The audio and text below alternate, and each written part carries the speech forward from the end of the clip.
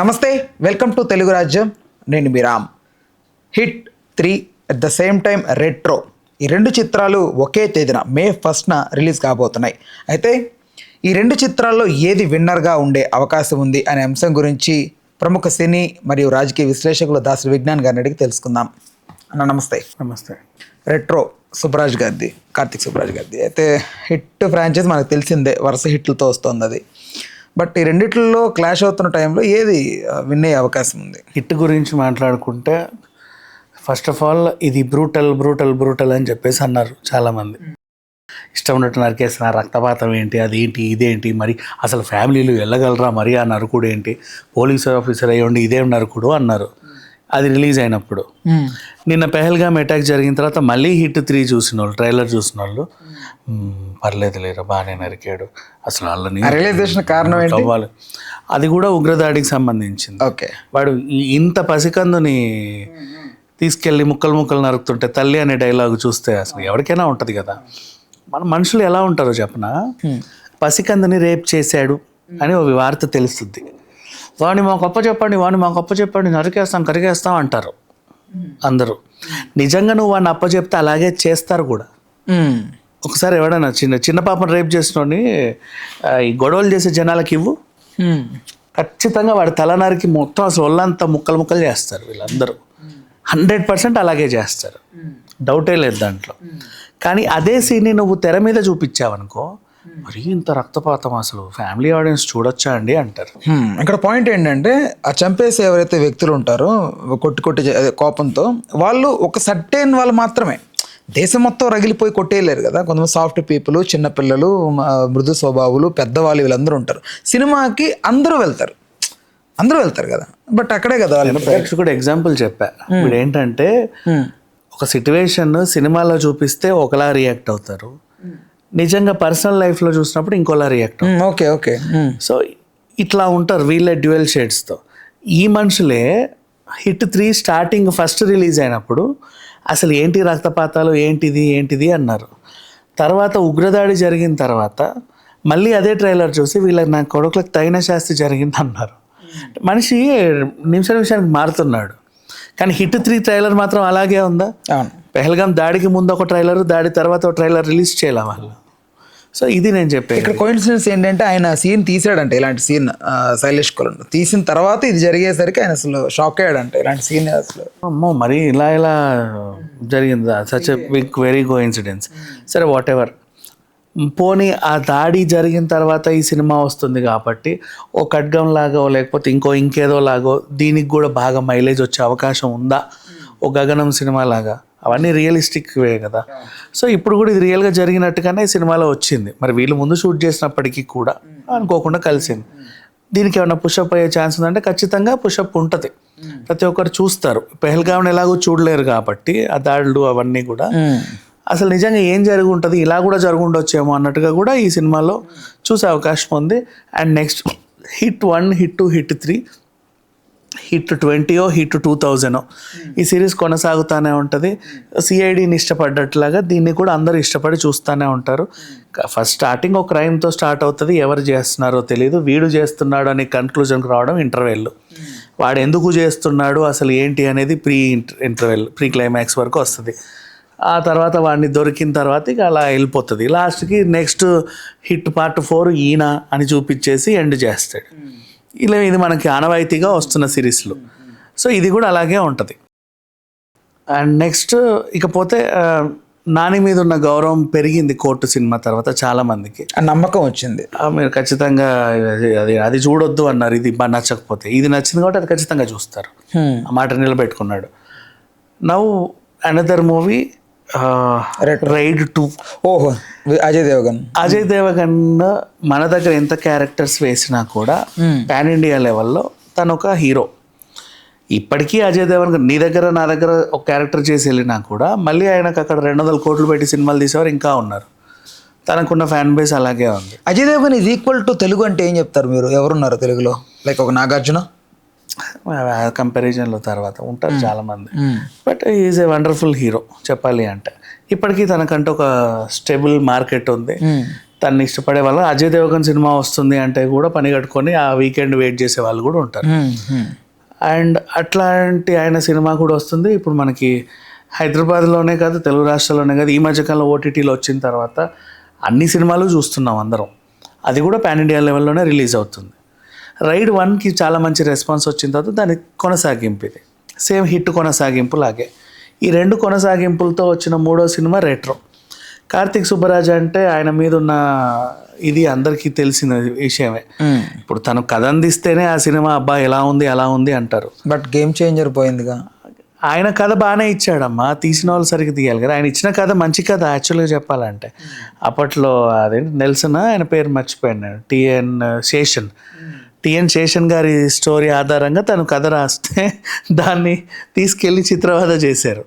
But తన కథ తీసుంటే యాజ్ ఇట్ ఈస్ తీసుంటే గేమ్ చేంజర్ ఈజ్ నౌ ఒక మంచి పెద్ద హిట్ లాగా మాట్లాడుకునే వాళ్ళం. బ్రేక్ ఈవెన్ ఇది అట్లీస్ట్. సో సుబ్బరాజుగా డైరెక్ట్గా సినిమా తీస్తున్నాడు. అండ్ నౌ రెట్రో బ్యాక్డ్రాప్లో వచ్చే సినిమాలన్నిటి మీద కూడా ప్రేక్షకులకు ఒక విపరీతమైన ఆసక్తి ఉంటుంది. అలాగే మన రిషబ్ శెట్టిది బెల్ బాటము హిట్, అట్లాగే పౌళ్ళు చాలా సినిమాలు 1, 2 నేను చెప్తాను. ఇప్పుడు రంగస్థలమైనా ఇంకేమైనా ఈ సినిమాలు రెట్రో బ్యాక్డ్రాప్ అంటే చాలా మందికి అది ఒక ప్రత్యేకమైన ఇంట్రెస్ట్. పుష్ప ఇష్టం జనాలకు కూడా. పుష్ప రెట్రో బ్యాక్డ్రాపే కానీ ఒక చిన్న ఇది ఉంది, కళ్యాణ్ జ్యువెలర్స్ రెట్రోలో లేదు, మొన్న వచ్చింది అదే. బట్ వాళ్ళు బ్రాండింగ్ ప్రమోషన్ వాడారు కానీ ఇట్స్ ఓకేలే, పర్లా, అదొక లిబర్టీ. సో ఈ రకంగా ముందుకెళ్ళే సినిమాలు అన్నీ కూడా చాలామంది ఇష్టపడతా ఉంటారు. అండ్ ఇంకొకటి, ఒకప్పుడు హీరో, ఇప్పుడు గేమ్ చేంజర్ వచ్చింది కాబట్టి చెప్తున్నా, నువ్వు నున్నగా రెడీ అయ్యి టిప్పుటాపుగా వచ్చి కళ్ళజోడు పెట్టుకొని గుద్దుతా అంత కుదరట్లా. నువ్వు ఎంత రగ్గుడుగా ఉంటే నువ్వు మాకు అంత దగ్గర అవుతున్నావు. అన్ఆర్గనైజ్డ్ క్రాఫ్, అన్ఆర్గనైజ్డ్ హీరోలాగా ఉండకూడదు. అది పాయింట్. ఇట్లుంటేనే హీరో. నేను అంటోంది మామూలుగా ఏంటి, ఒకప్పట్లో హీరో ఎలా ఉండేవాడు, మంచి మేకప్ వేసి ఒక రింగు వినండి ఒకసారి, అదే ఇంత మేకప్ ముద్దలాగా అద్ది ఫేస్కి అద్ది ఒక రింగ్ ముందర ఉంటుంది. ఆ తర్వాత మంచిగా ఆహార్యం, ప్యాంట్, బెల్బోట నీట్ క్లాస్గా ఇస్త్రీ చేసి ఇంత ఉంటే హీరో. ఇప్పుడు అలా కాదు, ఒక చాప్రీ లుక్ ఉంటే హీరో అయిపోయాడు. సో అట్లాగే మాస్ మహారాజా రవితేజ కూడా ఆ కోణంలోనే హిట్ అయ్యాడు. బాలయ్యని కూడా అందుకే ఇష్టపడతా ఉంటారు రగ్గుడ్లు. కానీ అదొక్కటి పోయింది, ఇది మన పైసా వసూలు ఒక్కటి. అది ఓకే, అది కూడా రగ్గుడ్లు లుక్, బట్ అది వర్కౌట్ కాల. నెక్స్ట్ ఇట్లా ఇప్పుడు ఎన్టీఆర్ దేవర కూడా అలా ఉంటేనే ఇష్టపడుతున్నారు.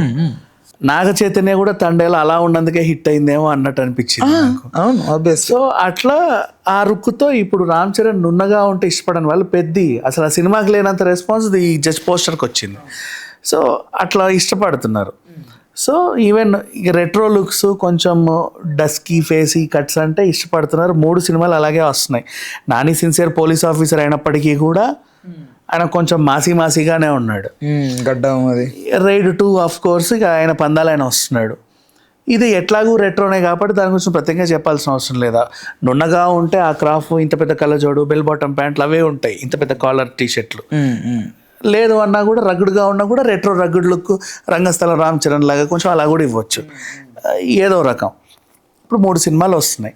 దీంట్లో ఇప్పుడు కాంపిటీషన్ గురించి మాట్లాడితే ఇది ఎవరు ఊహించని వింత కాంపిటీషన్. వై? బికాజ్ హిట్కి చాలా మైలేజ్ ఉంది, కాకపోతే మల్టీప్లెక్స్లో హిట్కి పెద్ద మైనస్ పడింది.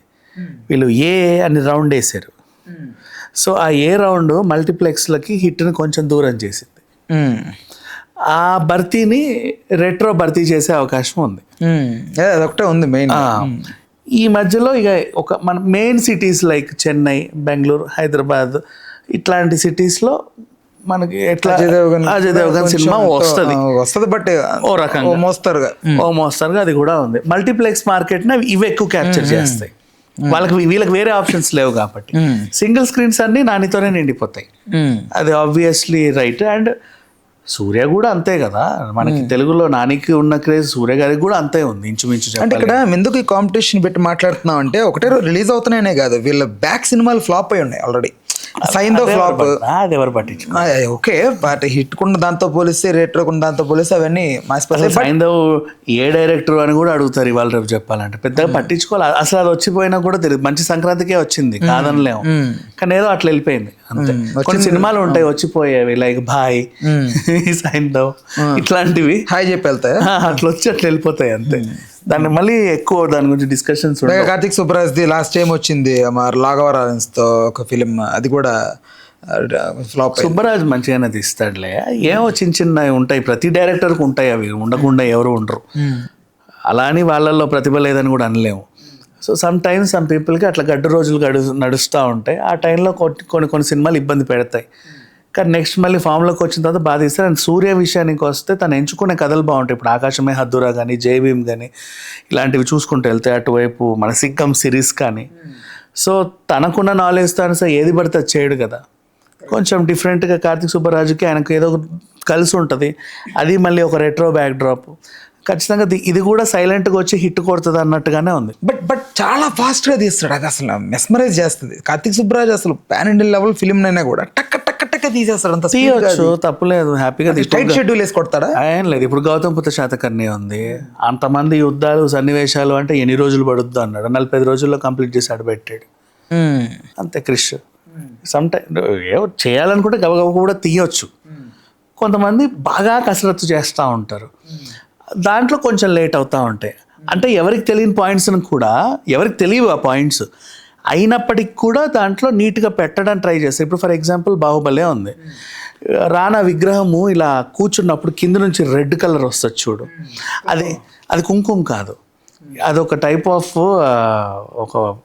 అదొక మందు బ్యాలెన్స్ చేస్తుంది విగ్రహాన్ని. ఆ టైంలో కింద అది పాడవనివ్వదు కొన్నాళ్ళ పాటు. ఆ తుప్పు పట్టకుండా ఆ ల్యాండ్ని స్టేబుల్ ఉంచడానికి యూస్ చేసే ఇది, దాని పేరేదో నేను మర్చిపోయినా, టైంకి రాలా. దాన్ని అప్పట్లో వాడేవాళ్ళు పెద్ద పెద్ద విగ్రహాలు పెట్టేటప్పుడు, పెద్ద టోమ్స్ లేపేటప్పుడు, విగ్రహాలు పెట్టేటప్పుడు అవి వాడేవాళ్ళు. దాన్ని రాజమౌళి చూపించాడు. అది ఎవరికి తెలియని కూడా తెలియదు ఇంకా చెప్పాలి అంటే. ఇప్పుడు గూగుల్ చేయండి, రానా విగ్రహాన్ని కొడితే ఏదైనా ఆర్టికల్ ఉంటే రావచ్చేమో, ఐ డోంట్ నో.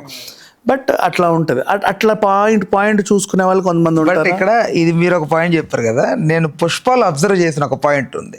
అసలు Sukumar is the world's the best in detailing అని అనిపించింది. ఎక్కడంటే లైక్ క్లైమాక్స్ సీన్కి వచ్చినప్పుడు బుగ్గ అండ్ ఇంకొక అతను పారిపోతుంటారు వెనక్కి పుష్ప తరుముతున్నప్పుడు. క్లైమాక్స్ అది, అతను గొంతు కోసుకుంటాడు, చనిపోతాడు. గుర్తుంది కదా మీకు ఇది?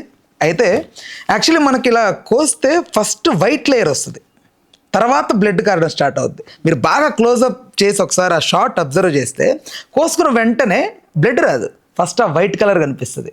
అది కనిపించిన తర్వాత బ్లడ్ వస్తుంది. అమ్మని ఎంత డీటెయిలింగ్గా, ఇంత డెప్త్గా, మరి అంతగా నాకు భయం ఈ రక్తాలు నేను అబ్జర్వ్ చేసిన తర్వాత షాక్. అసలు ఇట్లాంటివి చూడు, కొంచెం భయం నాకు. సో వాట్ ఎవర్, నీకు ఆ డీటెయిలింగ్ పుష్ప అన్నావు కాబట్టి ఇంకోటి చెప్తా. పుష్ప అనేవాడు తగ్గేదే లే కదా. సునీల్కి సిగరెట్ వెలిగించేటప్పుడు ఇలా పెడతాడు, ఓకేనా? అతనే వంగి నువ్వు వంగాలి, అదే నా చెయ్యి కాలినా నేను ఇలాగే పట్టుకుంటా. అది చాలా మంది తెలియదు ఇలాంటివన్నీ పాయింట్స్. సో ఇవి డీటెయిలింగ్. నువ్వు ఇట్లా వెళ్తే ప్రతిదీ పట్టించుకుంటే టైం పట్టుద్ది. జనాలు ఏం పర్లేదులే అనుకొని గబగబ తీసేవాళ్ళు ఉంటారు. అయినా కూడా అదే అసలు ఎవరు పట్టించుకోరు కదా. కోసేసుకున్నట్టు బ్లడ్ వచ్చింది అనుకుంటారు కదా. దానికి కూడా సుకుమార్ అది పనిగా ఫస్ట్ లేయర్ తర్వాత సెకండ్ లేయర్ మళ్ళీ ఎక్స్ప్లెయిన్ చేయాలి.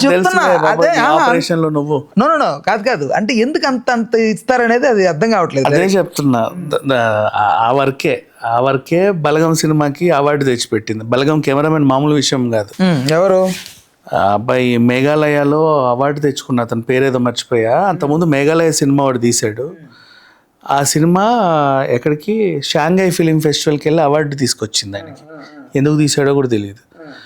బలగం సినిమా మీరు వేణునే చూస్తున్నారు కానీ యాక్చువల్గా దానికి అవార్డులను తెచ్చిపెట్టింది ఆ కెమెరామెన్. మీరు అతను ఎవరో కొంచెం చూసుకోండి. అందుకు అవి అవార్డు ఓరియంటెడ్ మూవీస్కి సంథింగ్ ఎవరో ఒక టెక్నీషియన్ ఉంటారు, సంథింగ్ డీటెయిలింగ్ అనేది వాళ్ళ వల్ల ఈ బయటకు వస్తూ ఉంటాయి. అండ్ ఇంకా చాలా సినిమాలు ఉన్నాయి. ఇప్పుడు మనకు Ponniyin Selvan, whatever, not only Ponniyin, Mani Ratnam సినిమాలు అన్నింటిలో కూడా ప్రతి దాంట్లో ఒక డీటెయిలింగ్ ఉంటుంది. పర్టికులర్ చాలామందికి తెలియని కూడా తెలియదు అది. కొంతమంది డైరెక్టర్స్ ఉన్నారు ఇవి బాగా పట్టించుకుంటారు.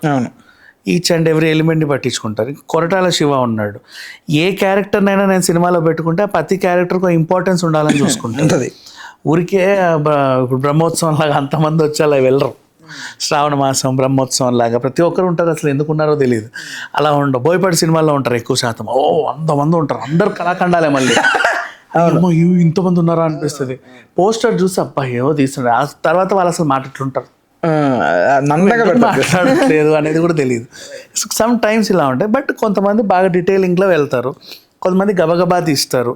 ఇట్లాంటి వాళ్ళల్లో ఫాస్ట్గా తీసే డైరెక్టర్స్లో క్రిష్, ఈ కార్తిక్ సుబ్బరాజు, ఈవెన్ అట్లీ కూడా ఫాస్ట్గానే తీస్తాడు. కొంతమంది ఉంటారు బాగా డీటెయిలింగ్ని ఫాలో అయ్యే వాళ్ళు. ఇప్పుడు for example Trivikram the Bunny ఉంది కాంబినేషన్లో, ఆ సినిమా ఉండదా అన్నారు.